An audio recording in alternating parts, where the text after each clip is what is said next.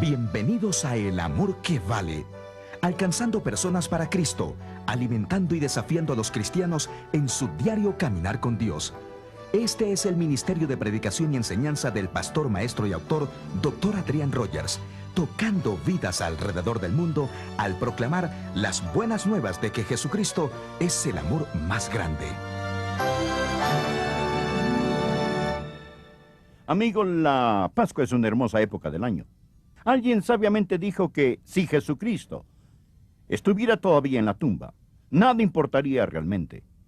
Pero si Jesucristo salió de la tumba, nada, sino eso tiene importancia. Estaremos estudiando 4 mensajes los próximos días, bajo el título La extraordinaria conquista. El mensaje de hoy se llama La copa. ¿Qué había en esa copa? Cuando Jesús oró, Padre, si es posible, pase de mí esta copa. Y entonces Jesús bebió esa copa. Lo hizo por usted, lo hizo por mí. Acompáñenos.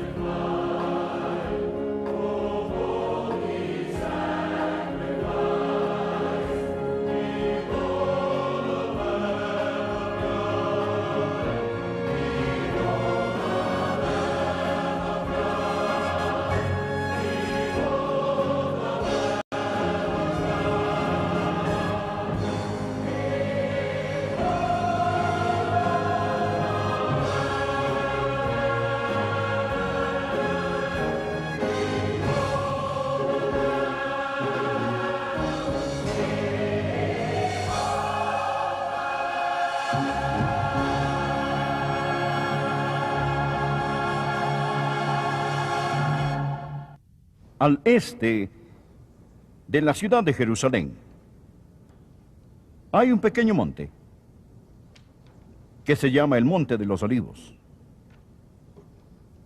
Está como a 300 pies sobre la ciudad de Jerusalén. Es una cadena de piedra caliza de 1 milla de longitud, a 2.700 pies sobre el nivel del mar. En la ladera occidental del Monte de los Olivos hay un jardín. Si usted va hoy a Israel, puede visitarlo. Yo lo he visitado muchas veces. Y en ese jardín hay unos hermosos arbustos, en su mayoría árboles de olivos. De hecho, 8 árboles de olivos están aún de pie. Algunos creen que estos datan desde los tiempos de Cristo, con sus masivos troncos torcidos. Están firmes, como silenciosos centinelas, velando el jardín donde Jesús vino a orar. Pero esta noche era distinta a las otras noches. Jesús había estado sobre el monte de Sión, y en un aposento alto él tuvo la última cena con sus discípulos. Él les habló de su futura crucifixión y de que iba a ser traicionado. Judas había salido en la oscuridad para hacer ese vil acto. Entonces el Señor Jesús, necesitando oración, deja el monte Sión y bajando cruzó el arroyo. Jesús se arrodilló al lado de esa roca de agonía y Jesús oró. 3 veces Jesús oró: Padre, si es posible, pase de mí esta copa. Yo no quiero beber esta copa. Él no estaba hablando de una copa literal como la que se toma con la mano. Él usó una metáfora, una ilustración, un símbolo que significa experimentar algo en su totalidad. El ingerir algo en su mismo ser, tal y como usted toma una copa y la pone en sus labios. Jesús dijo: Padre, por favor, si es posible, pase de mí esta copa. Fue la copa de la agonía la que Jesús bebió y consumió en Getsemaní. Y la bebió solo. ¿Se acuerda cuando el Señor Jesús comenzó su ministerio? Cuando efectuaba milagros, cuando alimentó las multitudes, abriendo ojos ciegos, sanando los paralíticos que caminaron. Oh, cómo les seguían las muchedumbres. Oh, estas amaban los milagros que él hacía. Pero cuando Jesucristo comenzó a hablarles de las cosas profundas, de las eternas, de su necesidad de entregarse a su señorío, comenzaron a irse. De hecho, se fueron por montones. Y el Señor Jesús tuvo que preguntarles a sus discípulos: ¿y ustedes también me dejarán? Y de las multitudes ahora solo eran 12. Pero a su vez uno de los 12 se fue. Judas se fue para traicionarlo. Quedan solo 11. Pero de los 11 eligió una trinidad de discípulos para que lo acompañaran, vigilaran y oraran con él. Ahora eran solo 3. Pero esos 3 le fallaron, se durmieron. Y va a Getsemaní únicamente Jesús, el Hijo de Dios y Dios el Padre. Pero en Getsemaní él sabía que pronto Dios, el Padre, tendría que darle la espalda.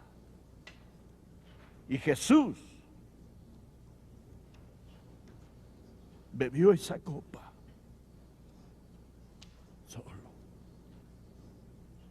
solo, en Getsemaní. Quiero que pensemos juntos esta mañana acerca de la copa que Jesús bebió en el jardín de Getsemaní. Deseo que pensemos acerca del contenido de la copa. ¿Qué había en esa copa? Tan solitario, tan terrorífico, sí, tan aterrorizante, porque usted se va a dar cuenta que Jesús retrocedió atemorizado ante esta. ¿Qué era tan detestable, tan asqueroso, que hizo que el mismo Hijo de Dios retrocediera horrorizado? ¿Qué contenía la copa de Getsemaní? ¿Cuál fue el contenido de esa copa? ¿Fue la muerte física por medio de la crucifixión lo que causó tal temor?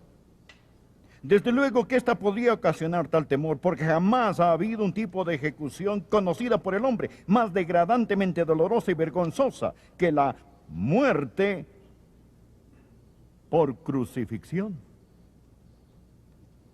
Pero otros habían muerto de esta manera. Y otros mártires a su vez habían encontrado la muerte, no con el temor, mas diciendo alegremente: entrego mi cuerpo a la sepultura por el Señor Jesucristo.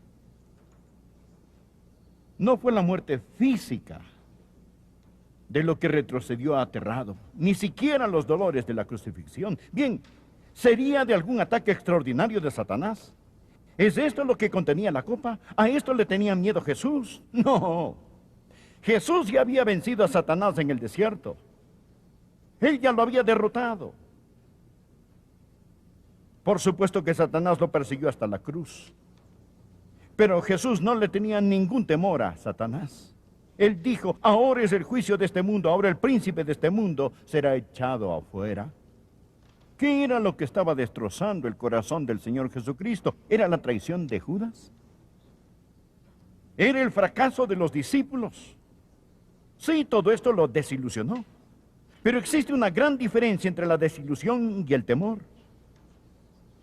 ¿Qué causó que Jesús le tuviera pavor a esta copa? ¿Qué había en esa copa? La contaminación del pecado estaba en esa copa. La contaminación del pecado estaba en la copa. Verá, la Biblia dice que Jesús fue tentado en todo, como nosotros lo somos, pero Él fue sin pecado. La Biblia dice eso en Hebreos 4, versículo 15.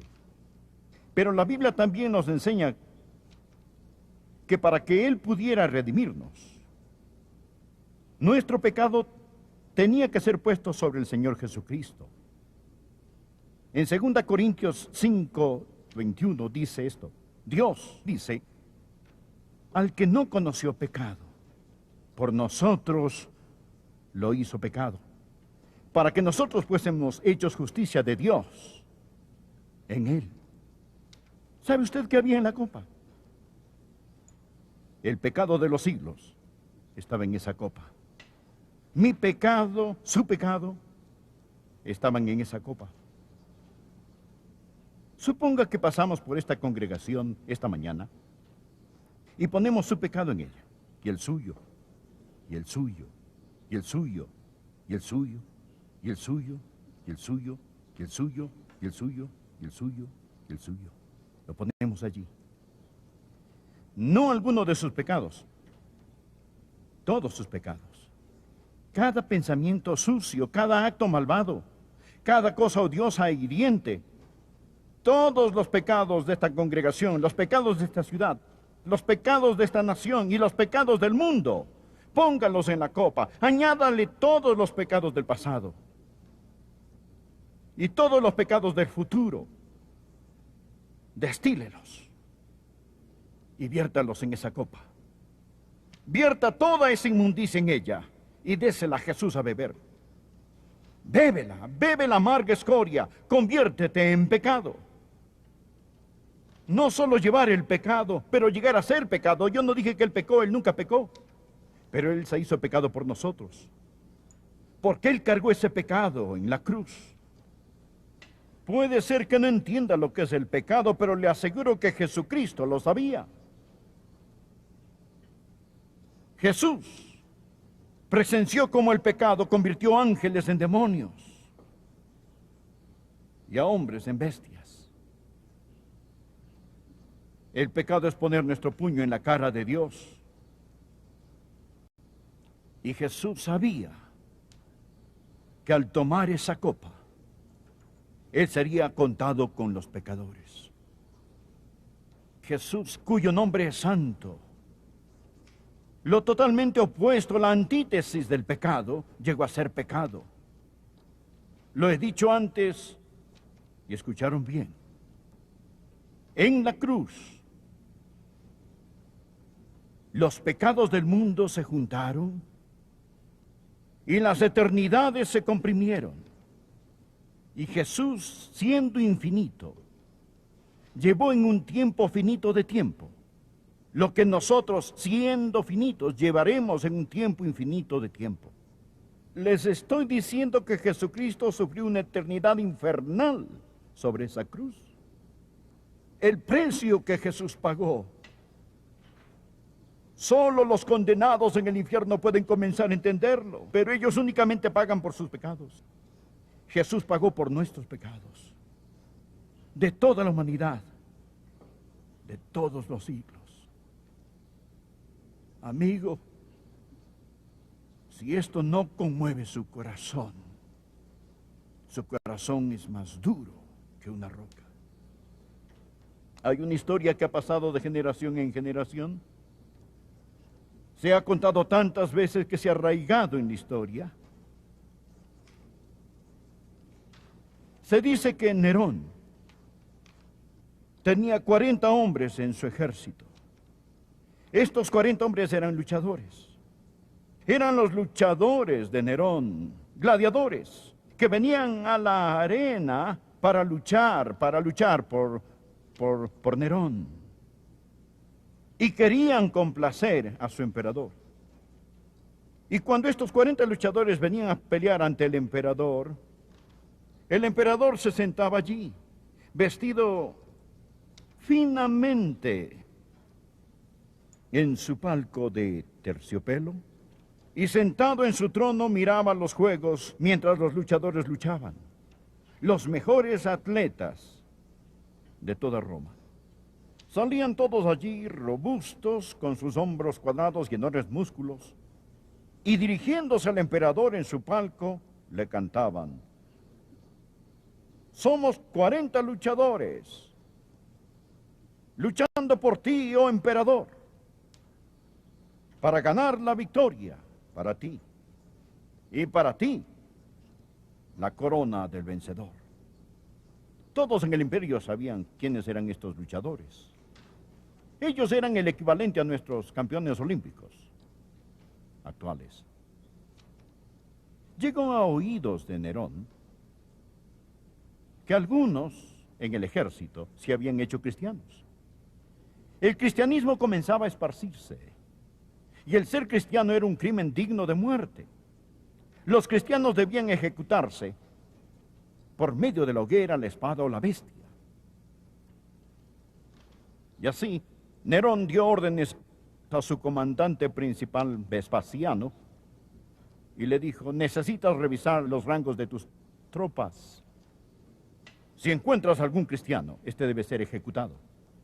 Vespasiano alineó a sus tropas y les dijo: un edicto ha llegado del emperador. Si existe algún cristiano, yo le voy a pedir que usted confiese serlo. Se me ha dicho que un cristiano nunca niega ser cristiano.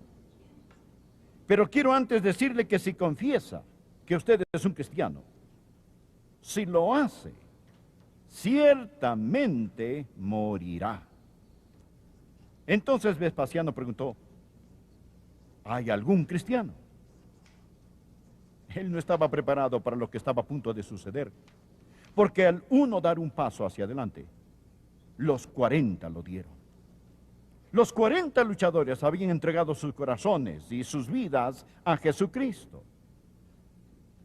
Cuando Vespasiano lo vio, gritó: no, no, debe haber una equivocación, no los 40.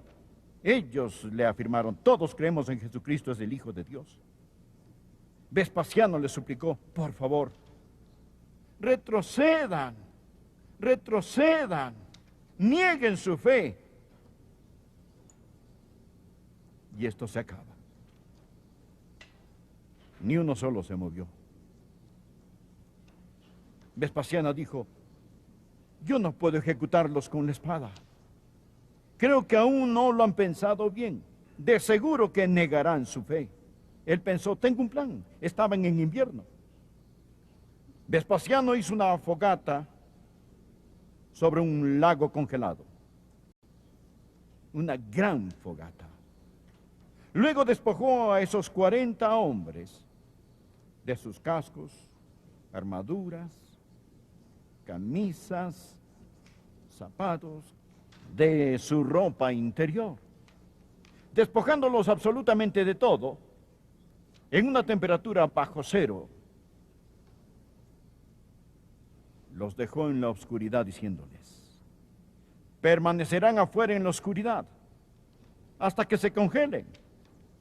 Pero si alguno de ustedes allí en el frío, en la oscuridad, decide que quiere negar a Cristo, todo lo que tiene que hacer es acercarse a la fogata. Vespasiano estaba seguro que ellos regresarían.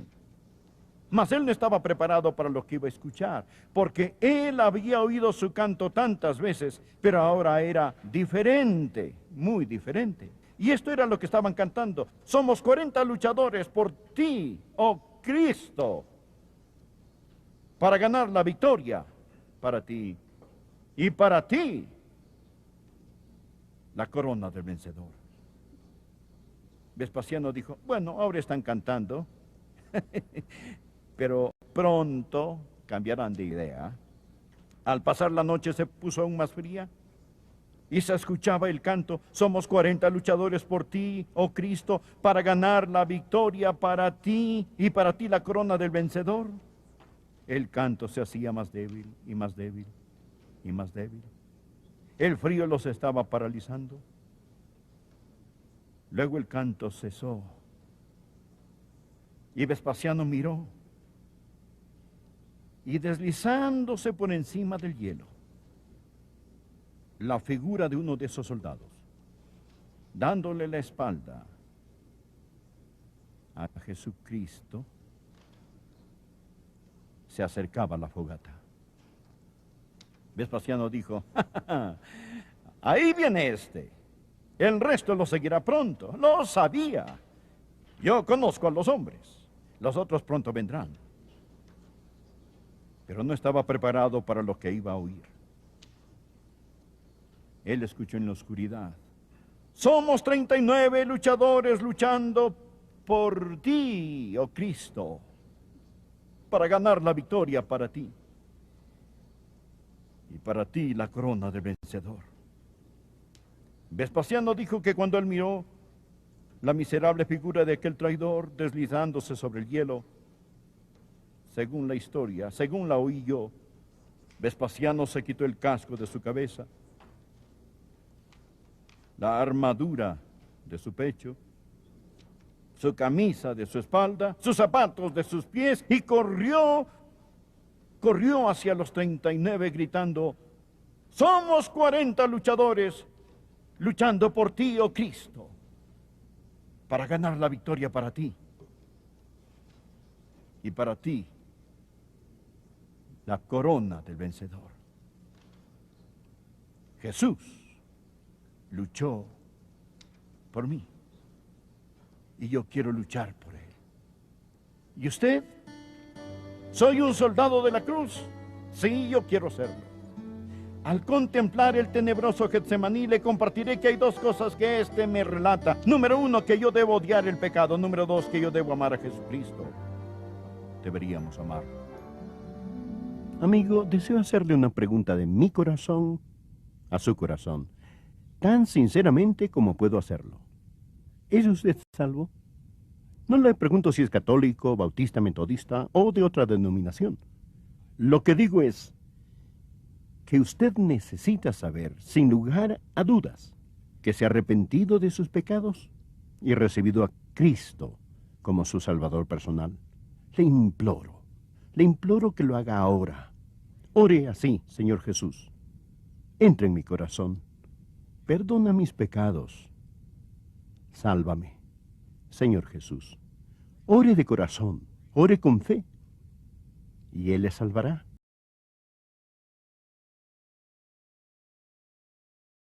Esta es la temporada. Estamos estudiando 4 mensajes. La copa, la corona, la cruz, la conquista. Titulamos esta serie La Pascua, la extraordinaria conquista. Hoy estudiaremos la corona. No una diadema, no una corona de oro incrustada con gemas, sino una corona de espinas. Jesús llevó una corona de espinas. ¿Fue eso incidental? ¿Fue eso accidental? De ninguna manera. Usted necesita escuchar este mensaje titulado La Corona. Acompáñenos.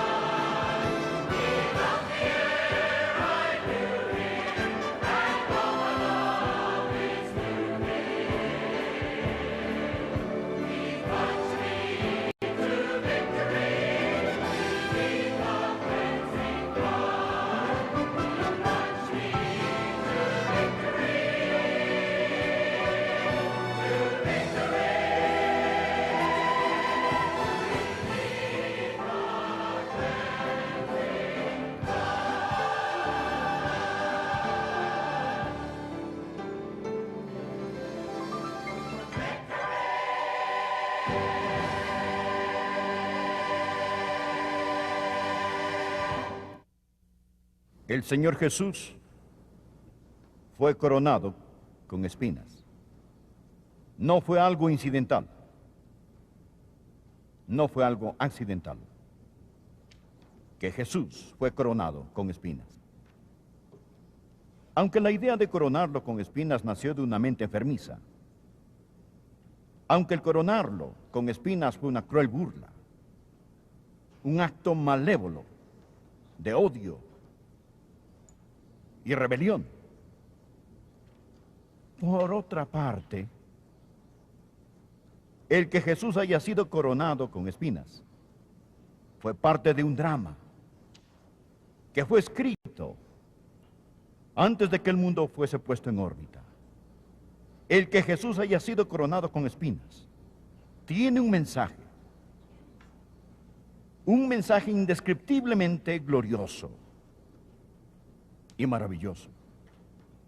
Sabemos cómo Jesús fue llevado ante la corte de Pilato y cómo él trató de lavarse sus manos para no tomar una decisión, permitiendo que Jesús fuese azotado. Tomaron un fiero látigo que desgarró su espalda. Luego lo ataron a un poste.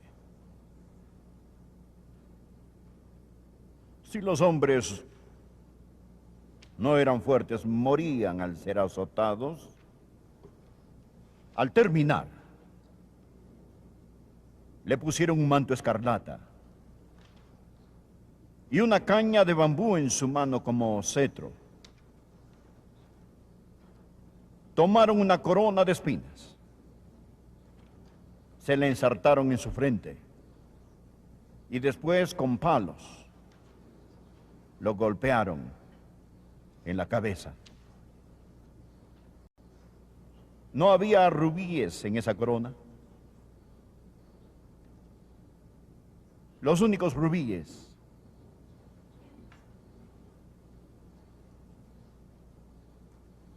eran las gotas rojas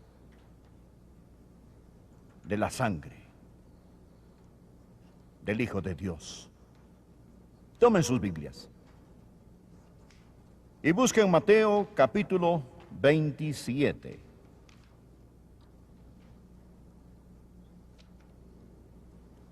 Comenzaremos a leer en el versículo 26.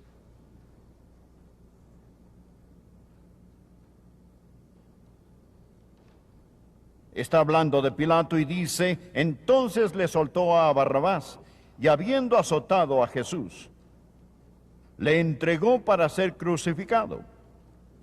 Entonces los soldados del gobernador llevaron a Jesús al pretorio y reunieron alrededor de él a toda la compañía.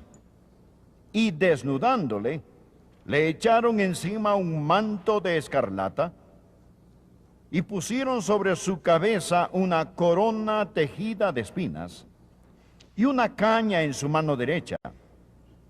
E hincando la rodilla delante de él, le escarnecían, diciendo: salve, rey de los judíos.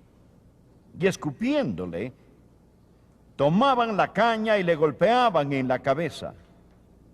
Después de haberle escarnecido, le quitaron el manto, le pusieron sus vestidos y le llevaron para crucificarle. Está preparado para oír unas verdades maravillosas. ¿Quiere ver por qué esto no fue incidental ni accidental? Que Dios permitiera que esto sucediera a manos de hombres malvados. Todo era parte del magnífico plan del Dios Todopoderoso. Deseo que estudiemos varias verdades. La primera que quiero que usted note es lo que voy a llamar el sagrado misterio de esa corona. ¿Lo anotó? El sagrado misterio de esa corona. En un sentido, esto fue el pensamiento casual, el gesto cruel, la burla vacía de un psicópata soldado romano. Pero por otro lado, en ella existía un misterio conocido por el corazón y la mente de Dios. ¿De qué habla una corona de espinas?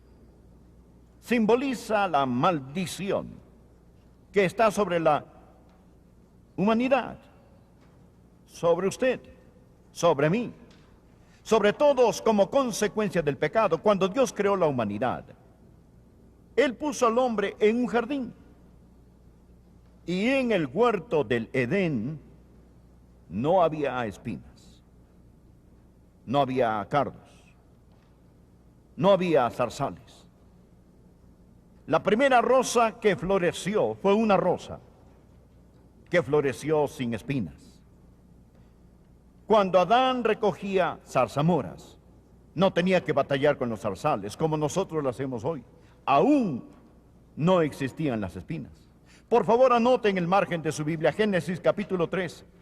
Mire por favor el versículo 17. Aquí nuestro Señor habla de la maldición que cayó sobre Adán y Eva como consecuencia de su pecado por desobedecer a Dios. La palabra dice que como resultado de su pecado, Dios vino al huerto. Escuche lo que Génesis 3, versículo 17 dice. Maldita será la tierra por tu causa. Con dolor comerás de ella todos los días de tu vida. Ahora escuche lo que dice el versículo 18. Espinos y cardos te producirá y comerás plantas del campo con el sudor de tu rostro. Comerás el pan. Las espinas y los cardos comenzaron a crecer sobre el planeta Tierra. Hasta entonces no existían. Espinas y cardos son los signos de la maldición del pecado sobre la humanidad. Por favor, anote al margen. Hebreos capítulo 6, versículo 8. Pero la que produce espinos y abrojos es reprobada. ¿Lo escuchó? La que produce espinos y abrojos es reprobada. Está próxima a ser maldecida. Y su fin es el ser quemada. Jesús llevaba esas espinas. Jesús llevaba esa corona. Si Adán no hubiera pecado, las espinas nunca habrían crecido sobre la tierra. Jesús llevó esa corona porque Él cargó con esa maldición. Jesús llevó esa corona porque Él cargó con esa maldición. Las espinas que Jesús llevó sobre su cabeza hablan de la tribulación, del dolor y de la muerte que conlleva con el pecado. ¿Tiene dificultades? ¿Está sufriendo dolor? ¿Conoce la enfermedad? Le diré esto. Este sendero espinoso por el que vamos es el resultado del pecado. La cama de espinos en la cual dormimos es por el pecado. Y no importa cuán bien usted puede estar o piense que esté ahora, y no importa cómo acolchonado esté su nido, hay una espina en él. Y tarde o temprano la encontrará. Cuando usted salga al campo a trabajar, sin importar su ocupación, estará trabajando en un campo espinoso. Y su cuerpo hallará, como el apóstol Pablo, un aguijón en la carne. Usted conocerá la enfermedad, el sufrimiento, el dolor, porque algo le sucedió a la creación. La segunda verdad es el misterio salvador de esa corona. El misterio salvador de esa corona. Esto no fue coincidencia. ¿Por qué llevó Jesús una corona de espinas? Porque Dios nos está enseñando una lección, que aquel que no conoció pecado, o sea Jesús, Dios lo hizo pecado por nosotros. Segunda Corintios capítulo 5, versículo 21, al que no conoció pecado, por nosotros lo hizo pecado, para que nosotros fuésemos hechos justicia de Dios en él. ¿Qué significa? Significa que mi corona de espinas, mi pecado, mi maldición fue puesta en la cabeza del Señor Jesucristo, y Jesús recibió mi castigo. Por favor, escúcheme. Usted es un pecador. Y tan seguro como que usted está ahí y yo estoy aquí, su pecado será castigado. Dios es un Dios santo. Y ha jurado por su santidad que todo pecado será castigado. Dios nunca ha permitido ni nunca permitirá que ni la mitad de un solo pecado quede impune. Su pecado debe ser castigado. Hay una sola pregunta. ¿Quién recibirá ese castigo? ¿Usted o Jesús? Esa es la única pregunta. Ningún pecado será pasado por alto. El pecado será o perdonado en Cristo o castigado en el infierno, pero el pecado nunca quedará impune. Esa es la razón por la que la Biblia dice en 2 de Corintios 5:21, al que no conoció pecado, por nosotros lo hizo pecado. Dios lo hizo pecado por nosotros. Él fue coronado con nuestros pecados. El Señor Jesús llevó los pecados a la cruz. ¿Sabe dónde ocurrió? ¿Sabe usted dónde fue coronado Jesucristo con espinas? ¿Sabe el lugar donde sucedió? ¿Me permite contarle dónde se dio todo esto? Él fue coronado en el Calvario, en el Gólgota, en el monte Moria. Se preguntará, ¿dónde? Sí, el monte Moria. El monte Moria. ¿Cuál era el monte Moria? Moria. El monte del templo y el Calvario son la misma cadena de piedra caliza, la misma montaña. Siglos antes de que Jesucristo naciera, Dios dijo a Abraham, ¿quién era la estrella más brillante en el cielo hebreo? Abraham, quiero que tomes a tu hijo, a tu único hijo, a quien amas, el hijo de la promesa, y lleves a tu hijo a un lugar que yo te mostraré. No cualquier lugar, un cierto lugar. Y allí me ofrecerás a tu hijo. Isaac para entonces ya era un robusto y fuerte joven. Abraham e Isaac fueron al lugar de sacrificio. Isaac sabía que iban a ofrecer un sacrificio. Y mirando a su alrededor dijo, Padre, aquí está la leña para el sacrificio. Aquí está el fuego para el sacrificio. Padre, tenemos todo, la soga, el cuchillo. Pero Padre,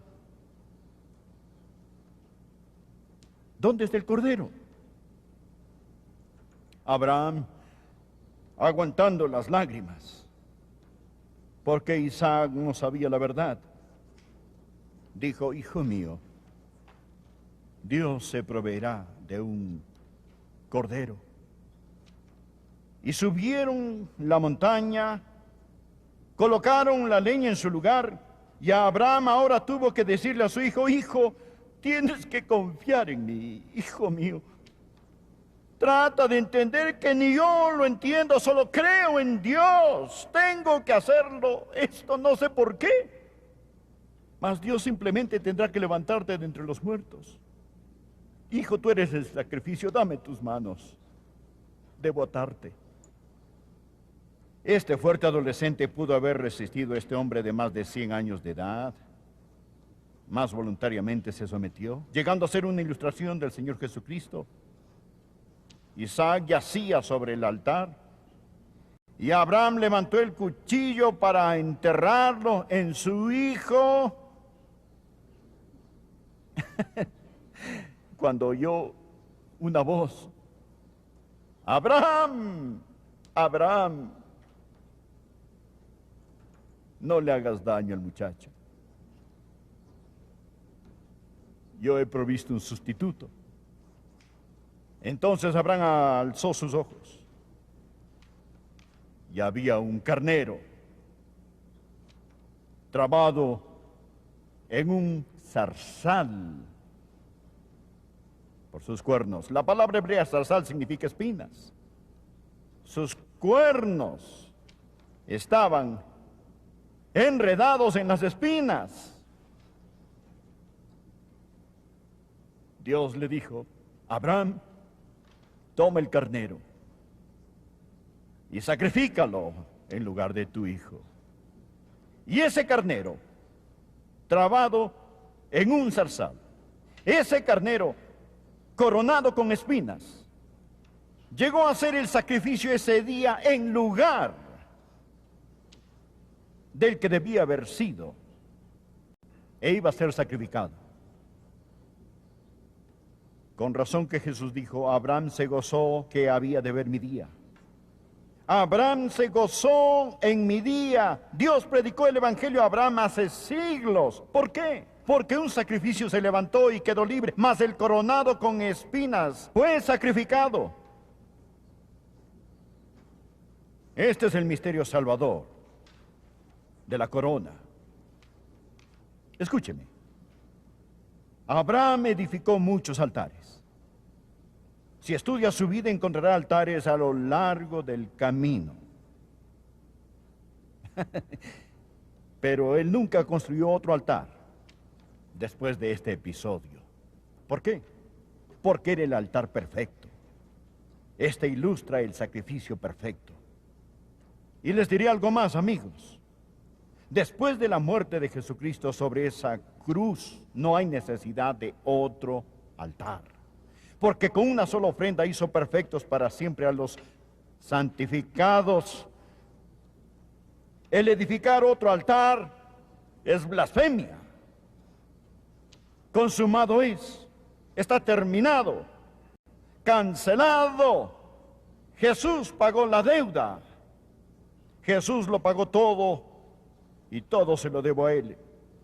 El pecado carmesí manchó, mas Él me limpió.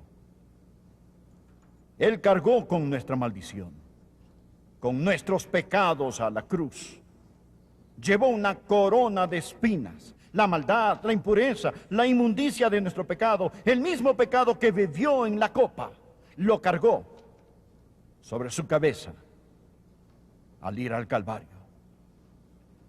Lo último que quiero que veamos, y no es solo el ministerio salvador de esa corona, pero deseo que vea la majestad soberana de esa corona. ¡Oh, la majestad soberana de esa corona! ¿Cree usted que Jesús murió como una indefensa víctima? ¿Cree que Jesús murió porque las cosas estaban fuera de control? ¿Piensa que quizás Satanás estaba sobre el trono y estaba manipulándolo todo? Oh, amigo, permítame darle un versículo, anótelo en el margen. Hechos capítulo 4. Comenzando en el versículo 27. Los apóstoles estaban predicando después de la resurrección de Jesucristo, viendo ahora con sus ojos lavados con lágrimas y con fe reveladora, hablan acerca de aquellos que lo crucificaron, porque verdaderamente se unieron en esta ciudad contra tu santo Hijo Jesús, a quien ungiste Herodes y Poncio Pilato, con los gentiles y el pueblo de Israel. Presta atención al verso 28. Para hacer cuanto tu mano y tu consejo habían antes determinado que sucediera. No fue incidental ni accidental, sino un drama planeado en el corazón y mente de Dios. ¿Qué estoy diciendo? Amigo, cuando Jesús llevó esa corona, Él era la majestad soberana, no una indefensa víctima. Lo que Dios ordenó de antemano se llevó a cabo. Dios está bajo control. Las coronas siempre han sido un símbolo de autoridad. Carlomagno usó una corona. Los historiadores lo llaman Carlomagno el Grande. Él poseía una corona octogonal. Cada lado tenía una placa de oro incrustada con rubíes, esmeraldas y diamantes. Así era la corona de Carlomagno, el Grande. Esta corona valía el rescate de un rey. Jesús, en gloria, usa una corona de paz, una corona de justicia, una corona de gloria. Pero en lo que a mí concierne, nunca usó una corona tan preciosa como la de espinas. Oh, la soberana majestad de esa corona. Los rubíes, como dije, eran las gotas de su sangre. Amigo, ¿me permite un minuto más de su tiempo? Lo más importante es que usted conozca al Señor Jesucristo como su Salvador, mi Señor personal. La Biblia dice que el mundo pasa y sus deseos, pero el que hace la voluntad de Dios permanece para siempre. Y la voluntad de Dios es que usted reciba a Jesucristo como su Señor y Salvador. Usted puede hacerlo ahora mismo. ¿Dónde está? Y le prometo que Dios lo salvará. Cristo pagó por sus pecados con su sangre en la cruz. Y la Biblia dice muy claramente, cree en el Señor Jesucristo y serás salvo. Esta palabra creer significa confiar. Confíe en Él con todo su corazón. Ore de esta manera: Señor Jesús, gracias por morir por mí.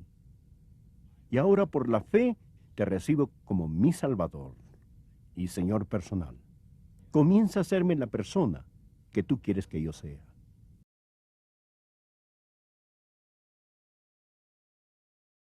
Gracias a Dios por la cruz del Señor Jesucristo. El apóstol Pablo dijo, lejos esté de mí gloriarme, sino en la cruz de nuestro Señor Jesucristo, mi Señor. La gente hoy usa una cruz de oro alrededor de su cuello, pero no fue en una cruz de oro que mi Señor murió. Fue sobre una tosca cruz. La cruz puede ser para usted un simple símbolo, tal vez un cliché, pero le diré bajo la autoridad de la palabra de Dios que cuando aprenda el mensaje de la cruz y el poder de la sangre de Jesucristo, lo cambiará a usted para siempre. El diablo se burla de nuestra organización, él se ríe de nuestra industria, pero le teme a la sangre de Jesús. Acompáñenos.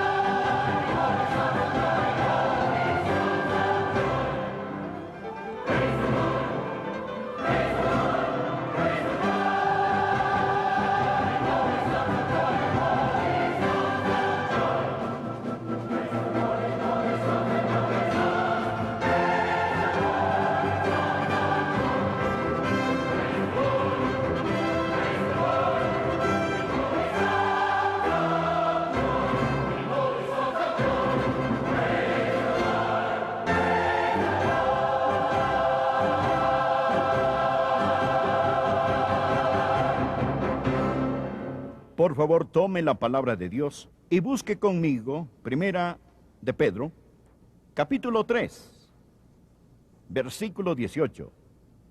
¡Qué maravillosa descripción tenemos de la cruz de nuestro Señor y Salvador Jesucristo! Mas existe la pregunta, ¿cuál fue la razón de la cruz? ¿Por qué se necesitaba la cruz?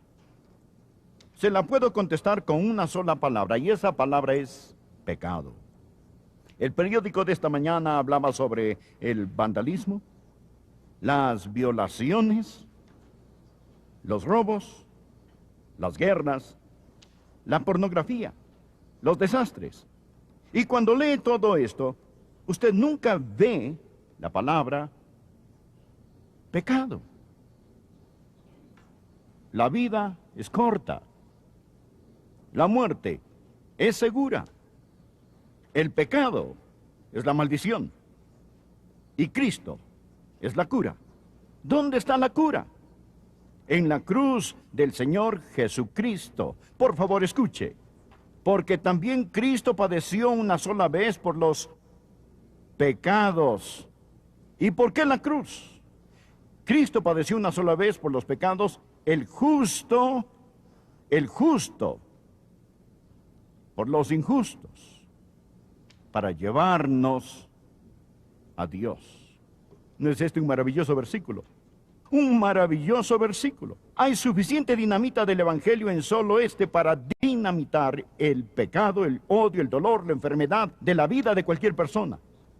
Pero la dinamita debe ser encendida por la chispa de la fe. Deseo que hoy aprendamos exactamente cómo perdona Dios el pecado. Cómo Dios se encarga del pecado. Suponga que alguien viene y le da un puñetazo en la nariz. Después, suponga que en un acto de compasión, usted le dice a esa persona que le pegó, lo perdono. Suponga que esa persona le contesta, oh no, no hay necesidad de que me perdone, yo ya me he perdonado. Luego suponga que otra persona que presenció todo les dice, oh, ninguno de ustedes necesita preocuparse, yo ya los perdoné a ambos. Mas fue usted el que recibió el puñetazo en la nariz. Amigos, escuchen. Solo la persona que recibió el golpe puede perdonar.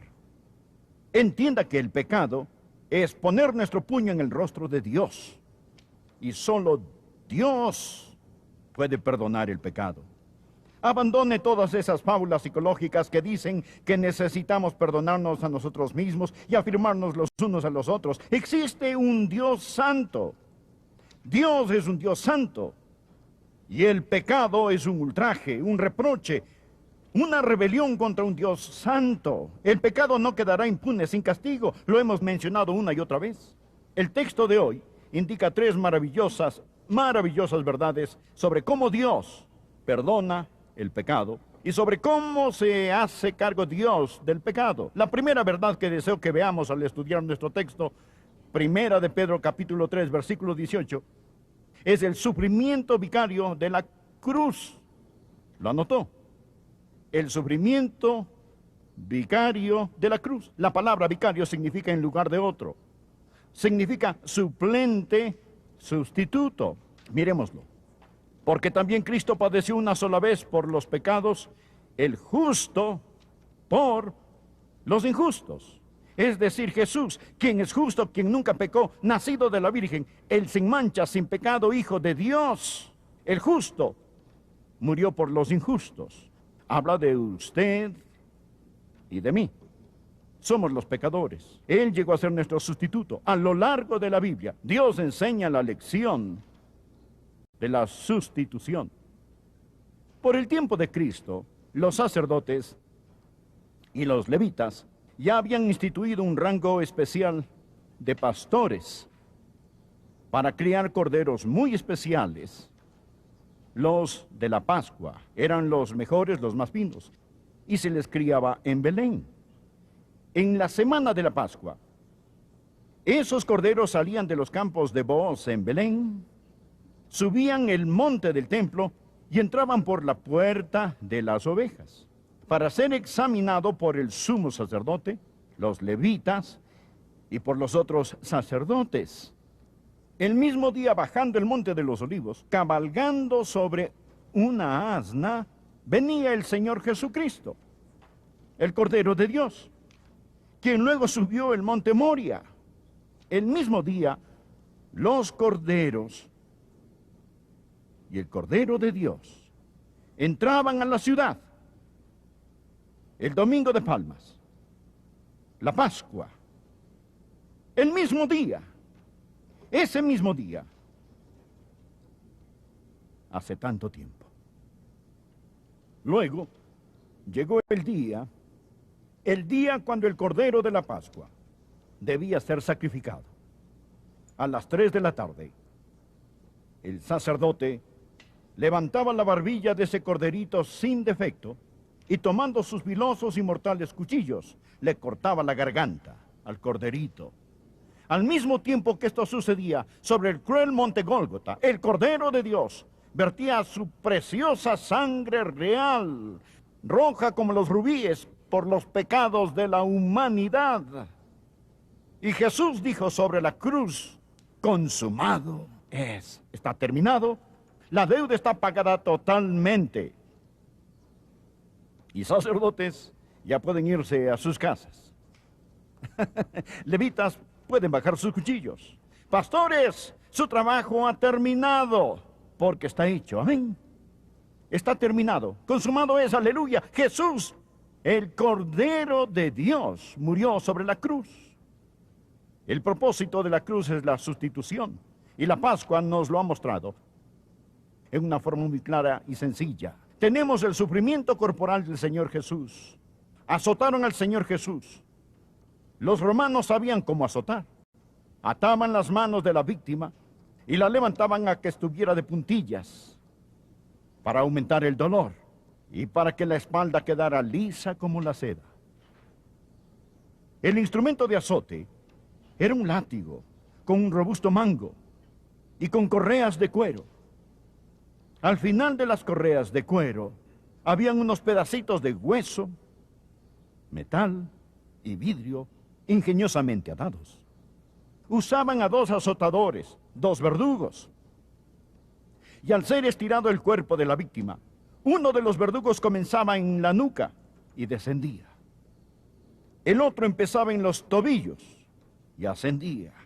En equipo, estos 2 verdugos despellejaban a esa persona, parada y estirada de puntillas. Al enroscarse el látigo alrededor del cuerpo, desprendía un pedazo de carne cada vez que lo jalaban. Estos eran hombres experimentados, que sabían muy bien cómo azotar y desprender la carne de tal forma que los nervios y músculos quedaran expuestos, sin sacarle los intestinos. Al soltar a la víctima después de ser azotada, esta caía postrada en el suelo. Los hombres no salían caminando, salían gateando. Por ello la Biblia dice que llevaron a Jesús atado y le entregaron a Pilato. ¿Por qué lo llevaron? Porque estaba demasiado débil para caminar. Por eso después Jesús se tropezaba y caía y no podía cargar la cruz. El abuso físico del Señor Jesucristo. Ellos lo golpearon con sus puños. Luego le dieron una paliza con palos. Por último lo sacaron para la verdadera crucifixión. ¿Conoce usted el por qué los romanos usaban la crucifixión? ¿Sabe por qué usaban la cruz? Hablemos de crueles castigos. La crucifixión tenía como fin el ser cruel. La crucifixión tenía como fin el ser inusual. La crucifixión tenía como fin el inspirar puro terror. Cualquiera que vea una crucifixión decía: sea lo que sea que ocasionó tal castigo, yo no lo haré. Romanos, haré lo que me ordenen, pero no me crucifiquen. De esto se trataba la crucifixión. De esto se trataba la crucifixión. ¿Ha oído la palabra excruciatos? Viene de una palabra latina. Excruciatus. Excruciatus. Y significa salido de la cruz. De la cruz. De esta palabra viene crucifixión. Un tipo de dolor atroz que proviene de la cruz. Un dolor agudísimo. Clavaban las manos de la víctima a la cruz. Ellos separaban los metacarpos, poniendo el clavo aquí, no en la palma de la mano, sino en la muñeca, para que no se cayera de la cruz. Trataban de golpear el nervio del medio, para transmitir el dolor por el cuerpo hasta el torso. Penetraban esos clavos a través de esos nervios. Lo crucificaban con sus brazos en un ángulo de 90 grados. Pero cuando el cuerpo caía, sus brazos quedaban en un ángulo de 65 grados, quedando sus brazos así. Los pies, a su vez, clavados a la cruz. El peso del cuerpo caía sobre el pecho. Y la persona crucificada comenzaba a respirar con dificultad. Por lo tanto, para poder respirar, la víctima tenía que alzar su cuerpo. Pero para hacerlo tenía que empujar contra los clavos que estaban en sus pies. La persona se encontraba entre la lucha por respirar y el agobiante dolor. Ahí hacía. Y las náuseas, trauma. Y hay un intenso dolor en cada nervio, convertido en un conducto para tal tormento. El individuo permanecía allí un agonizante largo tiempo hasta morir de una muerte atroz, atroz. Hubo la agonía física de la cruz. Hubo la agonía emocional, el sufrimiento emocional de la cruz, como predicamos la semana pasada. No solo Jesucristo bebió la copa, la contaminación del pecado, sino también llevó la corona, el castigo del pecado. Por ello, la copa y la corona nos hablan de la cruz, de Jesús bebiendo la contaminación y recibiendo el castigo. No es el que haya pecado, recuerde, el justo por los injustos, mas Él pagó el precio. ¿Y cuál era el precio? El estar separado del Dios omnipotente, omnipotente. No solo Dios el Padre se separó de su Hijo amado, sino que también en ese momento el Señor Jesús se convirtió en el objeto detestado por el Padre. Y Dios el Padre tuvo que mirarlo como mira a un pecador y tratarlo como trataría a un pecador. ¿Comprende ahora el texto de Pedro? También Cristo padeció una sola vez por los pecados, el justo por los injustos.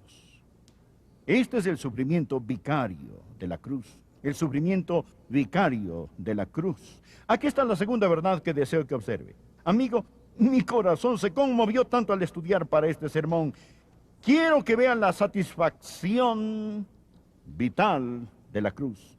La satisfacción vital de la cruz. Miremos el texto. Hay una palabra que no quiero que pase por alto. Mírela. Porque también Cristo padeció. ¿Cuál es la próxima palabra? No puedo escucharlos. Una vez por los pecados. Por los pecados. Amigo, esto no significa había una vez. Esto significa una vez y para siempre.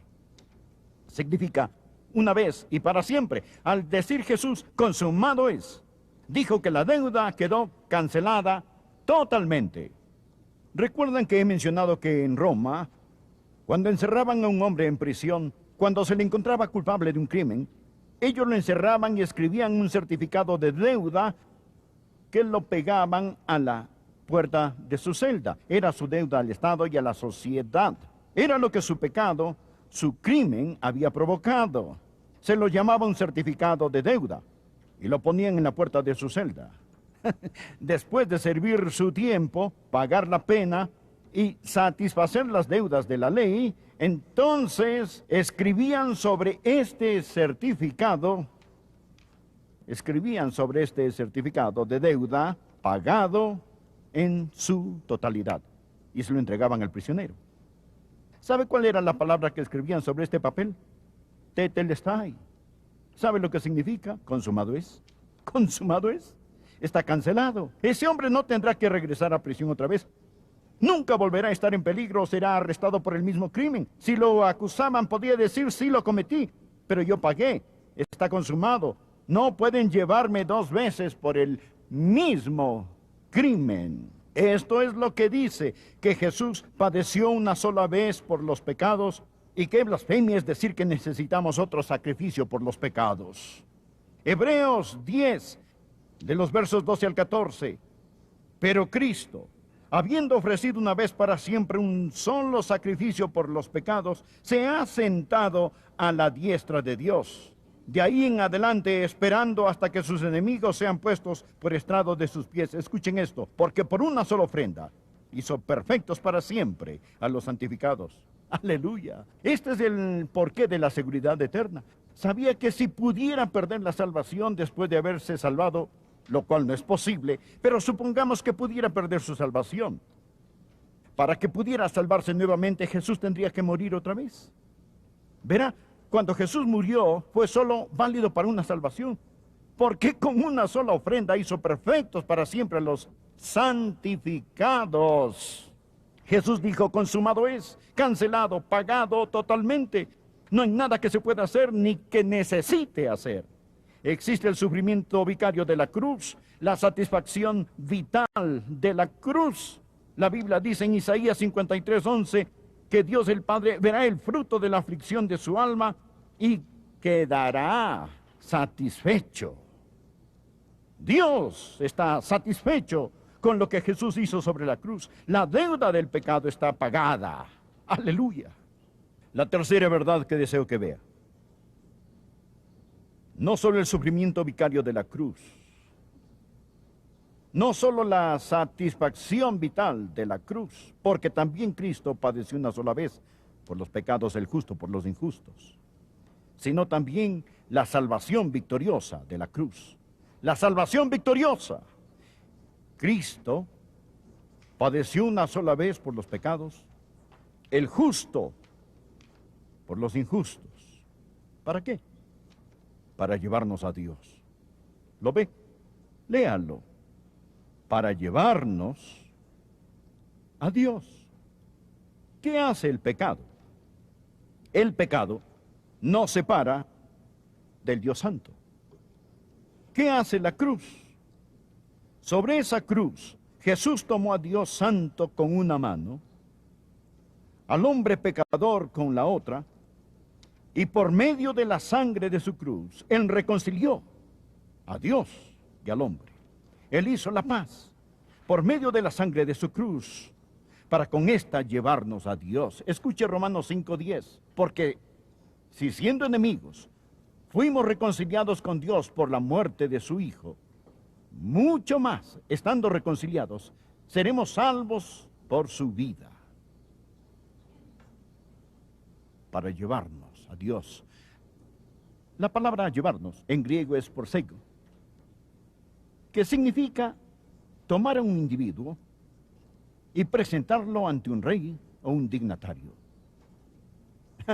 Esto es lo que Jesús hizo. Jesús nos ha tomado de la mano para presentarnos ante Dios el Padre. Él nos lleva a Dios. Él intercede. Padre, estos son míos. Yo los compré con mi sangre sobre esa cruz. ¿Lo anima usted? A mí sí me anima. El rey David en el Antiguo Testamento tuvo un hijo. Su nombre era Absalón. Y Absalón se rebeló contra su padre. Había una mujer en el reino que le dijo a David, usted necesita hacer algo para reconciliarse con su hijo, para que él regrese, para traer a su hijo. Pero David no lo hizo. Dicha mujer le dijo, rey David, usted no está actuando como Dios actúa. Por favor, anote este precioso versículo en el margen de su Biblia. Es un increíble versículo. Segunda de Samuel 14:14. Esto es lo que esa mujer le dijo a David. Porque de cierto morimos, y somos como aguas derramadas por tierra, que no puede volver a recogerse. Ni Dios quita la vida, sino que provee los medios para no alejar de sí al desterrado. ¿No es este un gran texto evangelístico del Antiguo Testamento? Somos como aguas derramadas por tierra, ni Dios quita la vida, sino que provee medios para no alejar de sí al desterrado. Dios tiene un medio para traernos de regreso.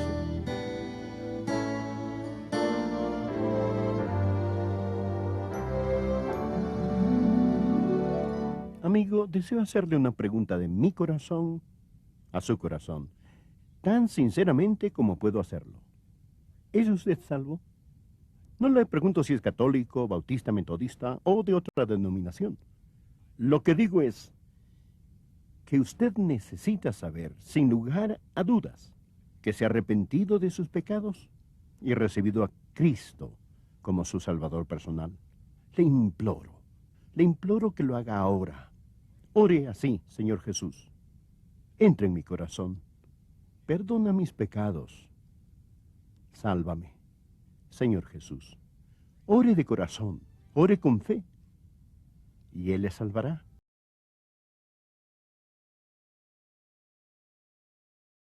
Les tengo buenas noticias, buenas noticias. De hecho, las mejores noticias que jamás este mundo haya escuchado provienen de un cementerio en Jerusalén. Estas son las noticias. Él no está aquí, Él ha resucitado. Nuestro mensaje de la Pascua se titula La conquista extraordinaria.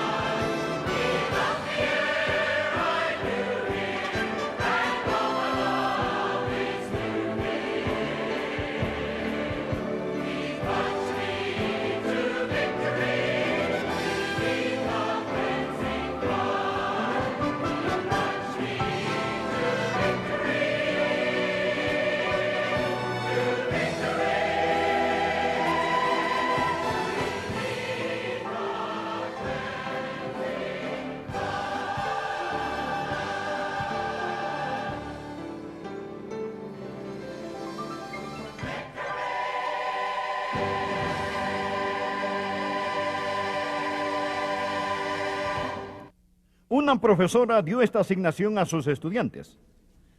Debían escribir una composición sobre el hombre más importante que vive hoy. Uno de ellos escribió sobre Jesucristo y la profesora le dijo: esto es una maravillosa composición, pero me malentendiste. Dije el hombre viviente más importante. Y el estudiante correctamente le contestó: Él está vivo. Él está vivo. Otros mueren y permanecen muertos. Jesús murió y resucitó. Estaba leyendo sobre Harry Houdini. Harry Houdini era un artista del escape. Él murió en 1936, el 29 de noviembre, pero he leído acerca de él.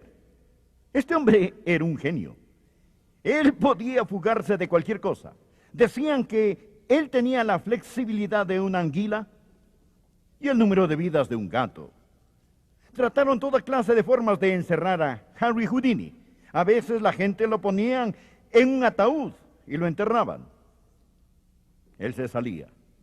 En otras ocasiones lo encerraban en calderas. Él se escapaba. También la gente lo cosía en bolsas de lona y lo lanzaban a un río. Él se libraba. Lo sellaban en recipientes metálicos de leche, soldando la tapa. Y aún así, de algún modo se escapaba.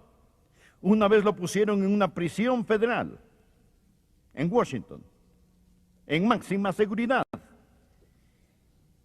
Él estuvo ahí menos de media hora y se fugó. Y mientras lo hacía, movió la mayoría de los presos de una celda a la otra. Un individuo increíble. Su biógrafo dijo: él podía escaparse de cualquier cosa, excepto de su memoria. Sin embargo, llegó el día cuando Harry Houdini murió. Y amigo, él no se escapó. Ahí no hubo truco, habilidad o flexibilidad. Harry Houdini murió. Pero amigo, deseo contarle que hubo otro quien murió. Su nombre es Jesús. Y él sí llevó a cabo el gran escape. Jesús salió de la tumba y resucitó. Hoy quiero que estudiemos algunas cosas que son verdaderas porque Él resucitó. Por favor, busque Hechos capítulo 4, comenzando en el versículo 1. Hablando ellos al pueblo, vinieron sobre ellos los sacerdotes con el jefe de la guardia del templo y los saduceos, resentidos de que enseñaban al pueblo y anunciasen en Jesús la resurrección de entre los muertos. ¿Cuál es el primer hecho real debido a que Él vive? El primer hecho es que su persecución continúa. Su persecución continúa. ¿Sabe usted que porque Jesucristo está vivo, aún sigue siendo perseguido?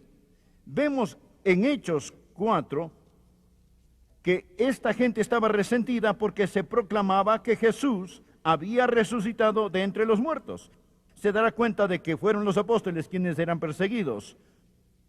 Mas en el sentido real, era el Señor Jesús quien estaba siendo perseguido. La razón por la cual los apóstoles eran perseguidos fue por haber realizado un milagro. Pero mire cuidadosamente el capítulo 3, versículo 12. Pedro rehúsa atribuirse el crédito por el milagro. Viendo esto, Pedro respondió al pueblo: varones israelitas, ¿por qué os maravilláis de esto? ¿O por qué ponéis los ojos en nosotros? Como si por nuestro poder o piedad hubiésemos hecho andar a este. Continuemos leyendo en el capítulo 4, versículo 10. Sea notorio a todos y a todo el pueblo de Israel que en el nombre de Jesucristo de Nazaret, a quien vosotros crucificasteis y a quien Dios resucitó de los muertos, por él este hombre está en vuestra presencia sano. ¿Lo ha entendido? Un milagro se había realizado y a los distinguidos religiosos no les agradó. La gente comenzaba a seguir al Señor Jesús. Pensaban que se habían deshecho de Jesús, pero ahora tenían un hombre sanado. Pedro dijo: miren, nosotros no lo hicimos, Jesús lo hizo. Jesús lo hizo. Y cuando ellos perseguían a los apóstoles, ¿a quién estaban persiguiendo? A Jesús. Porque los apóstoles eran solo las manos y los pies del Señor Jesús. Ahora Él tiene un nuevo cuerpo. Su nuevo cuerpo se llama la iglesia. Él aún vive. ¿Recuerda usted cuando el apóstol Pablo iba por el camino hacia Damasco y Jesús se le apareció? Él preguntó: ¿quién eres, Señor? Y él respondió: yo soy Jesús, a quien tú persigues. Pablo pudo haberle dicho: bien, quien quiera que usted sea, yo no lo estoy persiguiendo, persigo a esos apóstoles, solo persigo a esos cristianos. Mas es tan obvio que no podemos pasarlo por alto. Cuando usted persigue a la iglesia, usted persigue a Jesús. Jesús no está muerto, Él está vivo. Usted no puede perseguir a un hombre muerto. Y porque Él vive, su persecución continúa. Esto es algo interesante. ¿Por qué persiguieron a Jesús? ¿Por qué persiguieron a los apóstoles? ¿Por qué lo perseguirán a usted? ¿Por qué no nos quieren? ¿Por qué el mundo no ama al Señor Jesús? Usted pensaría que al mundo le agradaría escuchar un mensaje como este, ¿no es cierto? Usted pensaría que esa gente amaría al Señor Jesús, pero no es así. ¿Por qué? ¿Por qué? ¿Por qué? ¿Por qué? Permítame decirle algo. El mundo ama al niñito Jesús. Nadie tiene ningún problema con el niñito Jesús. Nadie persigue a Jesús porque Él nació de una virgen en Belén. No lo persiguen a causa de sus enseñanzas. No persiguen a Jesús porque Él sanó a los enfermos y alimentó a las multitudes.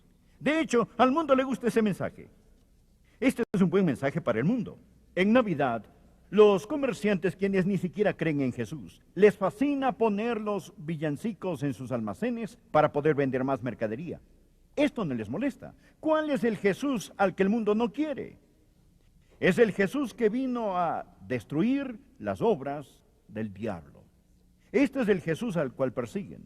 Al Jesús quien está en contra de la violación, el asesinato, la codicia, el orgullo, el aborto, la sodomía, el racismo y todas estas cosas Este es el Jesús al cual el mundo no puede tolerar. Es el Jesús que dijo, yo soy el camino y la verdad y la vida. Nadie viene al Padre sino por mí.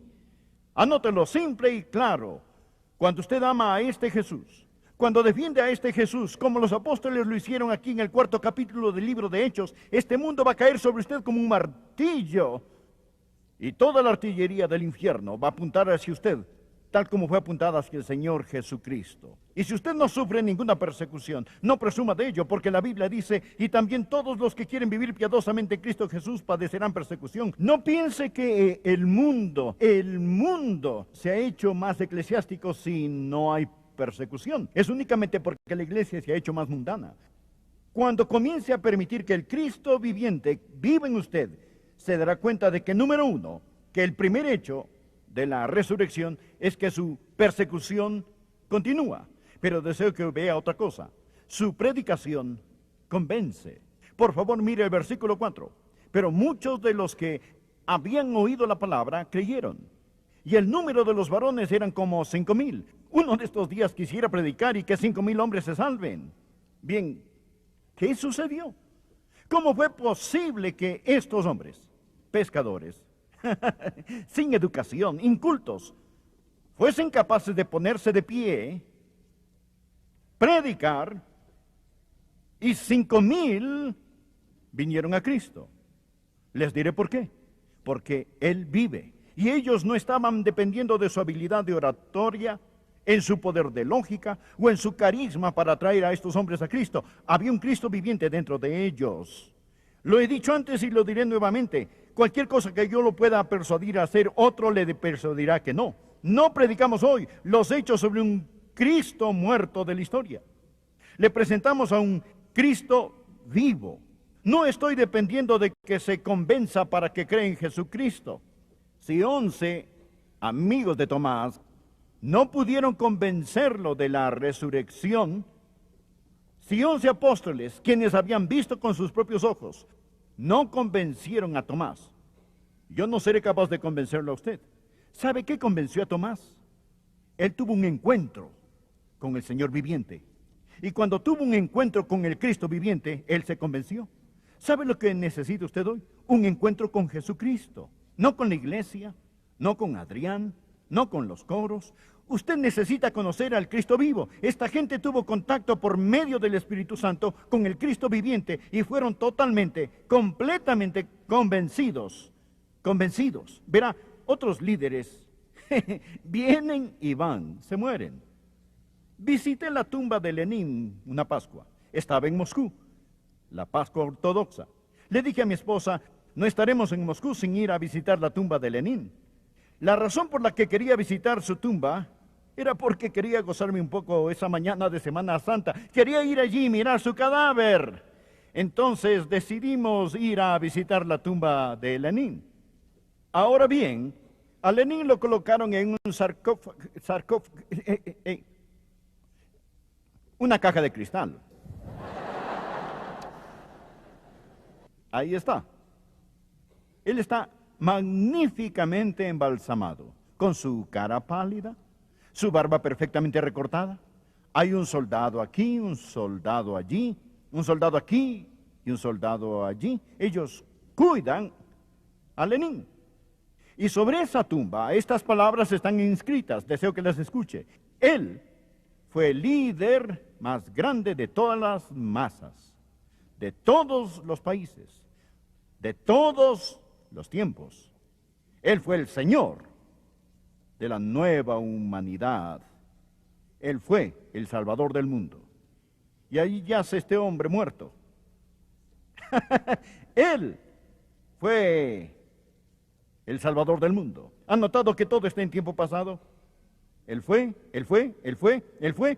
Jesús dijo, yo soy el que vivo por los siglos de los siglos. Amigo, quiero decir, esto cambia todo. Mi esposa es muy obediente a las reglas. Quiero decir que ella sigue las instrucciones al pie de la letra. Y en esa tumba usted no puede silbar, hablar, reír, ni siquiera poner sus manos en los bolsillos. No se permite que usted diga nada. Pero cuando Joyce pasó ante cada uno de sus guardias, ella simplemente se inclinó y dijo, Christos voscras. Esto significa Cristo resucitó, Cristo resucitó, Cristo resucitó, Cristo resucitó, verdaderamente resucitó. ¿Lo ve? Es el Cristo vivo. Es un encuentro con el Cristo viviente lo que convence a la gente. Esta es la razón por la que no tengo que depender de mi habilidad como predicador, para que usted crea. Mi habilidad, mi trabajo, mi gozo, mi responsabilidad es tan solo traerle a un encuentro con Jesucristo. Cuando usted se encuentre con el Señor Jesucristo, cuando usted conoce a Cristo, verá, porque Él vive, su persecución continúa. Porque Él vive, su predicación convence. Hay una gran diferencia, porque predicamos a un Cristo vivo. ¿Qué sucede cuando sabemos que Él está vivo? Bien, su persecución continúa, su predicación convence, su poder confronta, su presencia coacciona. Y por último, su pueblo confiesa. Su pueblo confiesa. Leamos por favor el versículo 14. Mírelo. Y viendo al hombre que había sido sanado, que estaba en pie con ellos, no podían decir nada en contra. Entonces les ordenaron que saliesen del concilio y conferenciaban entre sí, esto es, los líderes religiosos, diciendo, ¿qué haremos con estos hombres? Porque de cierto, señal manifiesta ha sido hecha por ellos, notoria a todos los que moran en Jerusalén, y no lo podemos negar. Sin embargo, para que no se divulgue más entre el pueblo, amenacémosles para que no hablen de aquí en adelante a hombre alguno en este nombre. Y llamándolos, les intimaron que en ninguna manera hablasen ni enseñasen en el nombre de Jesús. Ahora mire esto. Mas Pedro y Juan respondieron diciéndoles, juzgad si es justo delante de Dios obedecer a vosotros antes que a Dios. Pasemos al versículo 20, aquí está la clave. Porque no podemos dejar de decir lo que hemos visto y oído. Los amenazaron diciéndoles no pueden predicar a un Señor resucitado. No queremos que enseñen este mensaje. No queremos que este mensaje se sepa. ¿Por qué no querían que este mensaje se supiera? Por el poder que tiene este mensaje. Un demonio le dijo a otro demonio, si esos teólogos liberales algún día dejan salir a Jesús de la tumba, que el infierno nos ayude, todo el cielo se desatará. Es verdad. Ellos sabían que todo el cielo estaba a punto de desatarse. Les dijeron, no pueden predicar este mensaje nunca más. Fue como decirle al sol que no brillara. El ordenarle a estos hombres que no predicaran un Cristo resucitado. ¿Por qué? Porque ellos lo habían visto. Lo habían visto. Usted no podía callarlos. Porque Él vive, su pueblo confiesa. Todo el que sabe que Cristo está vivo no puede guardar silencio. Algunos de ustedes no están testificando. Algunos de ustedes no testifican nunca. ¿Saben por qué? No testifican nunca. Está aquí en el verso 20. Porque no podemos dejar de decir lo que hemos visto y oído. ¿Saben lo que un testigo es? Uno que dice lo que ha visto y oído. ¿Saben por qué algunos de ustedes no testifican? Porque no han visto ni oído nada. No han visto ni oído nada. Una persona que ha visto y oído que Jesucristo está vivo no puede ser callada. Su pueblo confiesa. Si usted no comparte a Jesucristo, si no le está hablando a la gente sobre Jesucristo, muy francamente pienso que no entiende que Él está vivo. Creo que usted no ha visto nada, pienso que usted no ha oído nada. Busque por favor el capítulo 5, versículo 42. En sus inicios esta es la forma en que trabajó la iglesia. Versículo 42. Y todos los días, en las casas, no cesaban de enseñar y predicar a Jesucristo. Les habían advertido, no pueden hacerlo. Ellos contestaron, sí lo haremos. Los intimidaron, se lo prohibimos. Ellos respondieron, aún así lo haremos. El evangelismo en el Nuevo Testamento no eran cultos en las noches por 8 días, donde se traía algún predicador o evangelista. No estoy en contra de esto. Pero en el Nuevo Testamento, estos cristianos estaban siempre compartiendo el Señor. ¿Sabe por qué? Ellos lo habían visto. Sabían que Él estaba vivo. Usted no podía callarlos. Su pueblo confiesa. Su pueblo confiesa. Piensa en lo que hizo la iglesia en sus inicios. No tenían la imprenta, no tenían autobuses, no tenían radio, televisión, sistemas de sonido, no tenían edificios para sus iglesias. Y aún así le dieron vuelta a este mundo para Jesucristo. Ellos hicieron tanto con tan poco. Nosotros hacemos tan poco con tanto. Él está vivo. Su pueblo confiesa. ¿Le gustaría confesarlo? Él resucitó. Sí, Él resucitó. Él resucitó. Sí, Él resucitó. Él resucitó. Sí, Él resucitó. Oh, creámoslo de corazón. Sepámoslo en la mente. Él está vivo. Y porque Él vive, su persecución continuará. La gente aún lo perseguirá. Y la manera en la que lo van a perseguir es persiguiéndolo a usted. Luzca esa persecución como una insignia de honor, como una insignia, porque Él está vivo, Él está vivo. Su predicación convence. No sienta que cuando enseña o predica o testifica, todo depende de usted. Lo único que usted hace es traerlos a un encuentro con el Cristo vivo. Es Jesús quien convence. Su poder confronta. Su poder es real en el mundo hoy. Jesucristo está vivo y sano. El Cristo que caminó las costas de Galilea está vivo hoy por medio de su nuevo cuerpo, la iglesia, y su poder confronta. Su presencia coacciona. Permanezca en la presencia de Jesús. Tal como se pone el hierro en el fuego y el fuego en el hierro, así habrá una audacia santa sobre usted. Usted no se avergonzará del Señor Jesucristo, y su pueblo lo confesará. Dirán, no podemos dejar de decir, de contar, predicar lo que hemos visto y oído. Permítame decirle lo que el cristianismo del Nuevo Testamento es. Es sobrenatural. Este no puede explicarse y no puede negarse. No se intimida y no debe ignorarse. Cristo vive. Amigo, ¿me permite un minuto más de su tiempo? Lo más importante es que usted conozca al Señor Jesucristo como su Salvador, mi Señor personal. La Biblia dice que el mundo pasa y sus deseos, pero el que hace la voluntad de Dios permanece para siempre.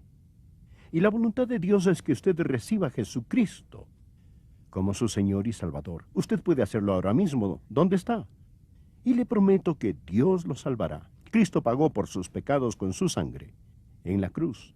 Y la Biblia dice muy claramente, cree en el Señor Jesucristo y serás salvo. Esta palabra creer significa confiar. Confíe en Él con todo su corazón. Ore de esta manera, Señor Jesús, gracias por morir por mí. Y ahora por la fe te recibo como mi Salvador y Señor personal. Comienza a serme la persona que tú quieres que yo sea. Esperamos que nos sintonicen la próxima vez para compartir otro mensaje poderoso de la Santa Palabra de Dios con Adrián Rogers. Le invitamos a estar con nosotros para descubrir el amor de Dios en Cristo, el amor que vale.